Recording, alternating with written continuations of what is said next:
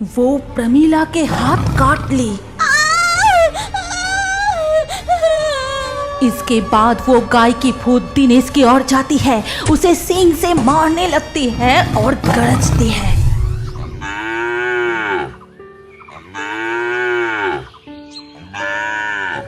ये ले मेरी लक्ष्मी, मैं आ गई। मुझे पता है कि तुझे बहुत भूख लगी है, इसीलिए तो मैं सुबह सुबह उठकर तेरे लिए हरी हरी घास लाने गई थी। ये ले मेरी प्यारी लक्ष्मी, ये ले खा, पेट भर के खा। सावित्री की बहू प्रमीला ये सब कुछ बालकनी में खड़ी खड़ी देख रही थी। इसको देखो तो क्या नाटक कर रही है, जैसे ये गाय उसकी अपनी बेटी है।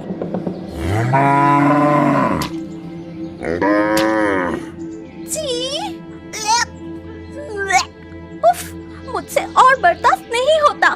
पूरे दिन बस ये गाय की आवाज और ये गोबर की बदबू। इसके बाद गुस्से में प्रमीला अंदर चली जाती है। रात में जब उसका पति दिनेश घर लौटा, अरे ये देखो, मैं तुम्हारे लिए क्या लाया हूँ, गर्मा गर्म कटलेट। आप कटलेट लाए हैं और इधर गोबर की बदबू से मेरा दम घुट रहा है, गाय की आवाज से मेरा सर फट रहा है। ओहो, ये परेशानी कब खत्म होगी? मुझे ही कुछ करना पड़ेगा। रुको, मैं अभी आता हूँ। ये कह के दिनेश कमरे से बाहर चला गया और साथ ही साथ प्रमीला पैकेट खोल के फिश कटलेट खाने लगी। उधर दिनेश, माँ, घर पर बैठे बैठे क्या कर रही हो? अरे बेटा, सुबह में 2 मुट्ठी चावल खाए थे, अब बहुत भूख लगी है, इसीलिए सूखा मुरमुरा खा रही हूँ। सुनो, तुम क्या खा पी रही हो ये पूछने मैं नहीं आया। पहले ये बताओ, तुम्हारी वो गाय लक्ष्मी, उसे कब यहाँ से भगाओगी? ये तो क्या कह रहा है बेटा, वो सिर्फ मेरी गाय नहीं है, वो तो मेरी अन्नदाता है। उसकी दूध बेचकर ही तो मुझे सुबह शाम खाना मिलता है। ये सुनते ही दिनेश गुस्से में आके माँ के कमरे से निकल गया। फिर आंगन से जाते हुए कहने लगा, माँ को कहने से कुछ होने वाला नहीं, पहले ही गौशाला में जाके उसे पीटना चाहिए था। फिर दिनेश एक डंडा उठा के सीधा गौशाला में चला गया और वहाँ जाकर गाय को बहुत पीटने लगा। आज इस गाय को ही पीट पीट के सारे परेशानी ही खत्म कर दूंगा। तभी सावित्री और प्रमीला भी वहाँ पहुँच गई। ये तो क्या कर रहा है बेटा, इस निर्दोष प्राणी को क्यों मार रहा है? क्यों मार रहा है? मार रहा है, सही कर रहा है। ये गाय दिन भर शोर मचाती है और इसकी बदबू से मैं ठीक से खाना भी नहीं खा पाती। हाँ, उसे मार कर ही सारे परेशानी खत्म कर दूंगा।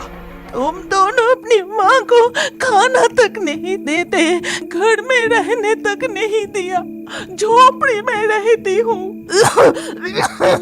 घर अंधेरा है, हवा भी नहीं है, मैं जिंदा हूँ सिर्फ लक्ष्मी की वजह से। और उसे तुमने तुम दोनों मिलकर मुझे। सावित्री की तबीयत धीरे धीरे खराब होने लगी। वो कांपते हुए बार बार खांसने लगी और खांसते खांसते आखिरकार, हे भगवान, ये क्या हो गया? कोई आके तो देखो, मेरी सासू माँ को क्या हो गया? मर गई मेरी जान छोटी, अब मुझे रो रो कर दिखाना पड़ेगा। माँ, क्या तुम सचमुच मर गई क्या?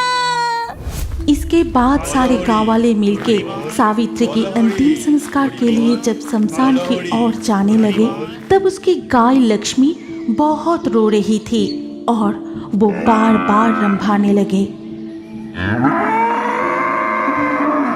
बोलो होड़ी, होड़ी बोल, बोलो होड़ी, हरि बोल। कुछ दिन बाद सावित्री के सारे श्राद्ध के काम हो जाते ही एक दिन प्रमीला ने कहा, ए जी, सुनते हो, अब माँ का श्राद्ध तो हो गया और सारे मेहमान भी अपने अपने घर जा चुके हैं। अब इस गाय का तो कुछ इंतजाम करो। ये सुनते ही दिनेश गौशाला में जाके गाय की रस्सी खोलकर उसे घर से बाहर निकल दिया। सावित्री के जाने के बाद से उसे ठीक से खाना ना मिलने पर वो कमजोर पड़ गई थी। इसीलिए प्यास और भूख से इधर उधर भटकते हुए लक्ष्मी गाय गो भगार में आके पहुंचा और उधर तब कितने दिनों बाद आज घर में मैं चैन से रह पा रही हूँ। ना गाय की आवाज, ना गोबर की बदबू, ना उस बुढ़िया की कोई नया नाटक। क्या शांति है। उधर लक्ष्मी गाय घूमते हुए कचरे के ढेर से खाना ढूंढ के कुछ बचा कुचा खाना खाके दिन गुजरने लगी। जब उसका बच्चा पैदा होने वाला था तब लक्ष्मी गाय की तबीयत और बिगड़ने लगी और वो दर्द के मारे जोर जोर से चिल्लाने लगी।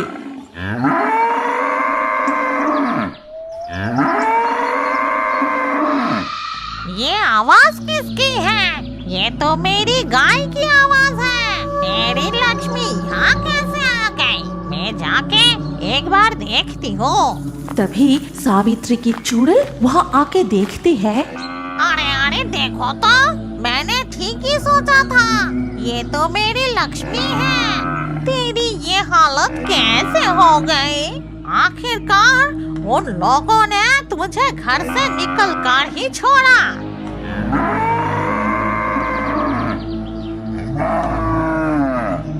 मेरी लक्ष्मी, तुझे बहुत तकलीफ हो रही है ना? अभी सब कुछ ठीक हो जाएगा मेरी बच्ची। तेरा बछड़ा पैदा होगा और तू उसे दूध पिलाएगी। उस समय लक्ष्मी गाय ने एक सुंदर बछड़े को जन्म दिया, लेकिन इसके बाद ही उसकी मृत्यु हो जाती है। ये क्या हो गया लक्ष्मी? तूने अपने बछड़े को दूध भी नहीं पिला सकी। लेकिन मैं तुझसे वादा करती हूँ कि मैं तेरे बच्चे की रक्षा करूंगी। तू देख लेना। ये कहकर सावित्री की चुड़ैल बछड़े को गोद में उठाए एक कृष्ण मंदिर के पास आई। फिर उसे एक पेड़ के नीचे रख के दूर चली जाती है। ये क्या, इतनी सुंदर एक बछड़ा यहाँ अकेली सो रही है। आसपास इसकी माँ नजर नहीं आ रही। फिर वो पुजारी बछड़े को गोद में उठाकर मंदिर के सामने आए। हे प्रभु, ये आपके ही लीला है। जब आपने इसे मुझे दिया तो मैं इसका जरूर ध्यान रखूंगा। मेरी प्यारी गाय लक्ष्मी के बछड़े को तो एक घर मिल गया। आप मेरे बेटे और बहू को सबक सिखाना होगा। उन दोनों को सुधरना पड़ेगा। ये कहकर सावित्री चुड़ैल वहाँ से गो भगार की ओर चली गई। फिर उसकी लक्ष्मी गाय से कहती है, चल लक्ष्मी, अब हमें मेरे बेटे और बहू को उनकी गलती का सबक सिखाना है। उस दिन शाम को जब प्रमीला अपने मायके जाने के लिए तैयार होने में व्यस्त थी, तब अचानक उसे एक गाय की आवाज सुनाई दी। अरे ये क्या? गौशाला की तरफ से गाय की आवाज आ रही है। छी, गोबर की बदबू भी आ रही है। लक्ष्मी गाय को तो कब का भगा दिया। ये हो क्या रहा है? और ये गोबर की दुर्गंध कहाँ से आ रही है? ये कहते हुए प्रमीला गौशाला की तरफ जाती है। फिर गौशाला के अंदर टॉर्च की रोशनी डालते ही वो देखा कि एक भयानक काली गाय उसकी तरफ ही देख रही थी। उसके दो आंखें खून जैसी लाल थी और उसकी बड़ी बड़ी दो सींग तलवार की तरह चमक रही थी। ये देख, हे भगवान, ये तो हमारी लक्ष्मी गाय है। कितनी भयानक लग रही है, पूरी तरह से गाय भूत जैसी। तभी प्रमीला जैसे ही भागने के लिए पीछे मुड़ी, तभी वो देखती है कि उसकी सास बिल्कुल उसके सामने खड़ी है। गुस्से से उसकी आंखें आग जैसी जल रही थी और उसके डरावने बड़े बड़े दांत देख के अरे बाप रे, भूत! कोई मुझे बचाओ, ये भूत मिलकर मुझे खा जाएंगे। इसके बाद प्रमीला दौड़ के अपने कमरे में चली जाती है। फिर दिनेश ऑफिस से लौटते ही देखा। अरे प्रमीला, तुम इस समय चादर ओढ़ कर क्यों लेटी हो? भूत भूत की डर से तुम्हारी माँ भूत, हमारी लक्ष्मी काई भूत। बाप रे, क्या अनब शनब बक रही हो प्रमीला? तुम्हारी दिमाग तो सही है। इसके बाद प्रमीला दिनेश को गौशाला में देखी हुई सारी घटनाएं बताती है। फिर सब कुछ सुन के चलो तो जाकर देखे, कहाँ तुमने भूत देखा? फालतू में बकवास कर रहा है, गाय को भगा के छोड़ी, अभी नया नाटक शुरू। ये कहकर दिनेश प्रमीला को लेकर गौशाला की ओर जाता है और वहाँ पहुँच के उसे कुछ भी नहीं दिखाई दी। देखा ना, यहाँ कुछ नहीं है, वो सब तुम्हारी मन की बहम था। पूरा दिन सिर्फ टीवी में हिंदी सीरियल देखता रहता है और घर में नए नए नाटक करता है। जो भी हो, आज तुम मायके जाने वाली थी ना, काफी रात हो गया, चलो जल्दी निकलते हैं। इसके बाद दिनेश पत्नी को लेकर ससुराल जाने के लिए रवाना होता है। कुछ दूर जाते ही जब वो भगार के रास्ते से जा रहे थे, उन दोनों को किसी की गरजने की आवाज सुनाई देती है। वो किसकी आवाज है? क्या तुम्हें सुनाई दिया? सिर्फ सुनाई नहीं दी प्रमीला, मैं देख भी रहा हूँ कि हमारी गाय लक्ष्मी की भूत डर अपनी चेहरे से हमें ही देख रहा है। फिर एक गाय की भूत उन पर हमला कर देती है। वो प्रमीला के हाथ काट ली। इसके बाद वो गाय की भूत दिनेश की ओर जाती है, उसे सींग से मारने लगती है और गरजती है। अब उसे छोड़ दे लक्ष्मी, जैसा भी हो वो मेरा बेटा ही तो है। उसका दर्द मुझसे सहा नहीं जाता। माँ, मुझे माफ कर दो माँ, मैं पत्नी की बातों में आकर तुम्हारी साथ कितनी अन्याय करता था, फिर भी आपने मुझे कुछ नहीं कहा। मेरे कष्ट को देखकर आपको तरस आ रहा है, मुझे माफ कर दो माँ। मुझे माफ कर दीजिए माँ, मैंने भी बहुत गलतियाँ की है। इसके बाद सावित्री की आत्मा और लक्ष्मी गाय की भूत वहाँ से अदृश्य हो जाती है। नीना गाय को बांध के कंधे पे उठाए सुनसान जमीन पे फेंकने के लिए जाते हैं और वहाँ जाके बस इसे इधर ही फेंक दो, रात को लोमड़ियों के झुंड आके खा जाएगा। क्या रे रघु, जलसा देख के तुझे कैसा लगा? बहुत अच्छा लगा चाचा, लेकिन क्या माते सीता सच में आग के ऊपर से चल रहे थे? और हनुमान जी वो पहाड़ को कैसे उठा के लाए? अरे बेटा, वो लोग नाटक कर रहे थे, बड़े हो जाओ सब समझ जाओगे। अभी यहाँ से जल्दी चलो, हमें नदी पार करके एक सुनसान जमीन भी पार करके जाना है। ऊपर से रात बहुत गहरी हो गई है, जल्दी चलो। ठीक उसी वक्त पीछे से एक बछड़े की आवाज सुनाई देती है।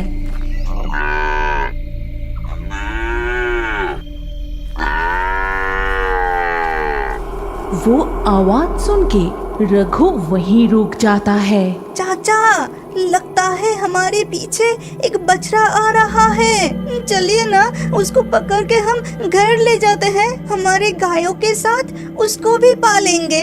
ओहो, तुम रुको मत और गलती से भी पीछे मुड़ के मत देखना, यहाँ से जल्दी चलो। इसके बाद वो दोनों फिर से चलने लगे। फिर नदी पार करके सुनसान जमीन से गुजरते वक्त अचानक देखते हैं कि दो मिट्टी की हंडी उन दोनों के सामने अपने आप लुढ़क रहा है। इधर वो बछड़ा पीछे से पुकारते ही जा रहा है और ठीक उसी वक्त ना जाने कहां से एक गाय की हड्डी आके गिरा। चुप चुप, जरा सा भी आवाज मत करो और गलती से भी पीछे मुड़ के मत देखना। आओ, तुम्हें कंधों पे बिठाता हूँ। तभी उसके चाचा ने रघु को कंधे पर उठाया और तेजी से घर की ओर चले गए। इसके बाद बिस्तर पर लेटे हुए रघु अपने चाचा से पूछता है, चाचा चाचा, तब वहाँ पे वो सब क्या हो रहे थे? और वो बछड़ा किसका था? हमारे पीछे पीछे आ रहे थे, फिर अचानक गायब भी हो गए। वो क्या था पता है? वो था गाय की भूत।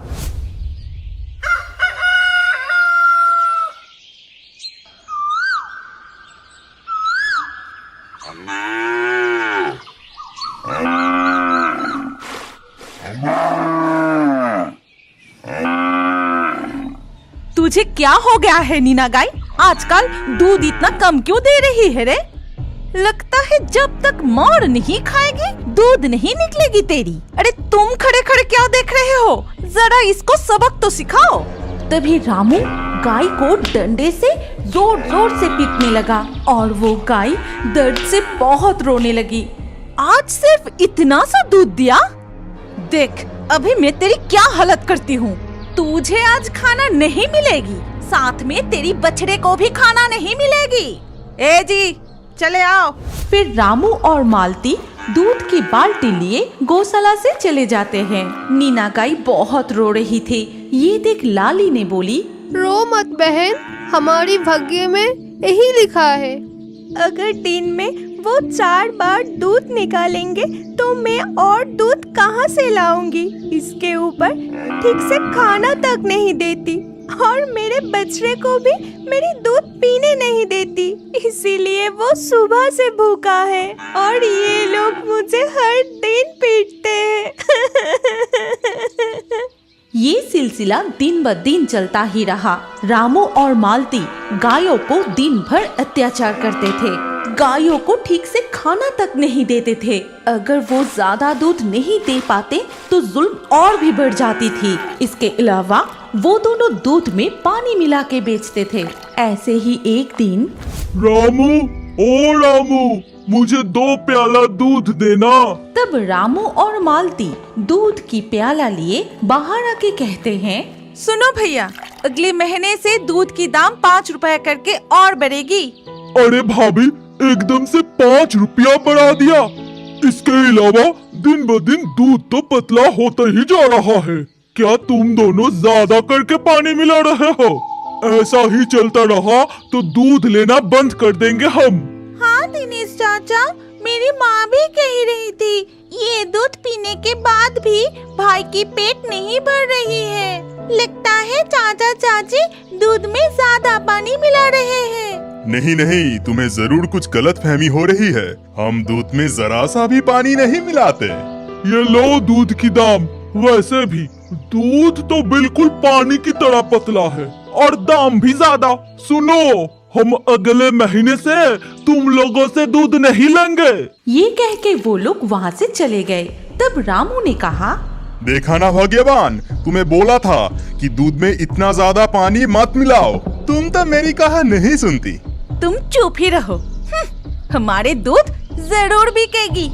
कल से तुम शहर में जाके दूध बेच के आना। अगर गाय ठीक से दूध देती तो ये ज्यादा पानी नहीं मिलाना पड़ती। ये दोनों गाय को पीटना पड़ेगा। ये कहकर मालती ने गायों को डंडे से बहुत पीटना शुरू कर दिया। खुद की सारी गुस्सा 2 गायों पर निकलती है और इतनी मार खा के नीना गाय उसी रात बीमार पड़ जाती है और सुबह होने से पहले ही वो मर जाती है।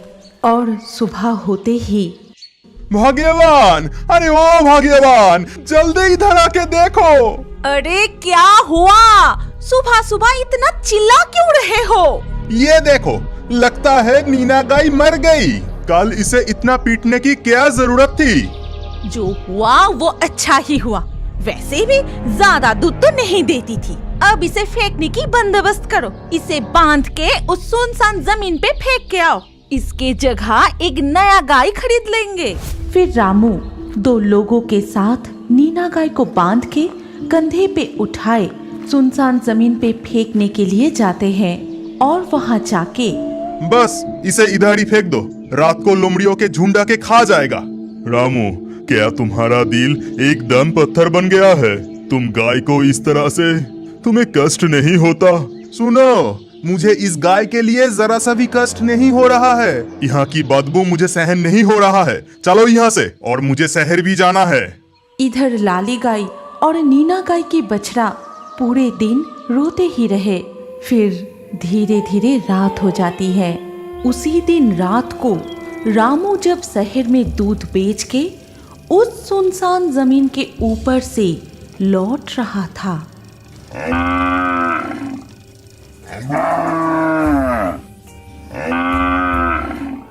अरे बाप रे, इस सुनसान जगह में इतनी रात को गाय की आवाज कहाँ से आ रही है? रामू ने इधर उधर देखते ही उसे नजर आया कि एक बड़ा सा काली चीज पेड़ के नीचे से पुकार रही है। अरे वो रहा गाय। इतनी रात को मेरी तो पूरी लॉटरी लग गई। न जाने किसकी गाय है, लगता है किसी की गौशाला से भाग आई है। मैं इसको पकड़ के घर लेके जाता हूँ। मेरा पैसा भी बच गया और फ्री में गाय भी मिल गई। फिर रामू वो गाय को लेकर घर लौट आता है और गौशाला में बांध के वो कमरे में चला गया। इसके बाद रात के खाना खाते समय रामू अपनी पत्नी को सारी बात बताते हैं, लेकिन रात गहरी होते ही अचानक से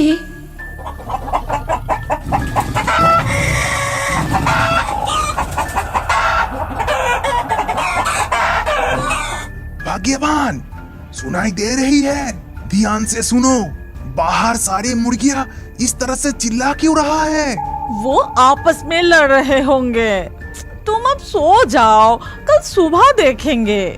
अगले दिन सुबह वो उठ के देखा कि उनके फार्म में एक भी मुर्गियां नहीं है। सिर्फ इधर उधर मुर्गियों की बहुत सारे पंख बिखर के पड़े हैं और पूरी जगह खून से भरी है।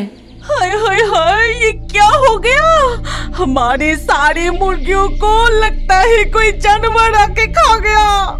उसी दिन शाम को जब रामू और मालती दूध निकलने गए तो देखा कि बछड़ा लाली का दूध पी रहा है। ये देख उन दोनों को बहुत गुस्सा आता है।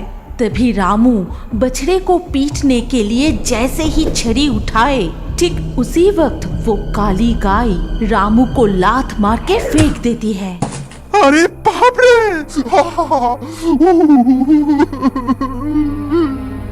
अरे इस गाय की इतनी साहस, तुम्हें लात मार के गिरा दिया। मैं आज इसे अच्छे से।